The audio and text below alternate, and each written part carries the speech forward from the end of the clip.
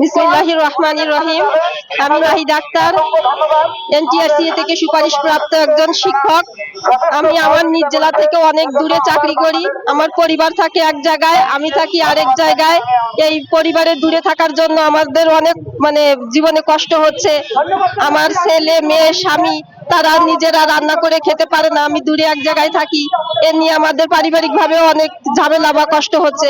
তাই আমি চাই আমাদের যে নীতিমালা হয়েছে সেই নীতিমালাটা দ্রুত বাস্তবায়ন করে আমাদের বদলির সুযোগটা করে দিতে। বদলি যদি চালু না হয়, আমার সংসারের এবং আমার নিজের যে অবস্থা বর্তমানে, তাতে আমাকে একটা সংসার অথবা চাকরি যে কোনো একটা বেছে নিতে হবে। আমার জীবনে দুইটাই দরকার, আমি চাকরিটাও চাই, আমার সংসারটাও চাই, আর এবং একটা স্বাধীন দেশে বাস করে এটা চাওয়া আমার অধিকার। তাই আমি যথাযথ কর্তৃপক্ষের কাছে বিনীত অনুরোধ করছি আমাদের এই নীতিমালাটা বাস্তবায়ন করে আমাদের বদলি সুযোগ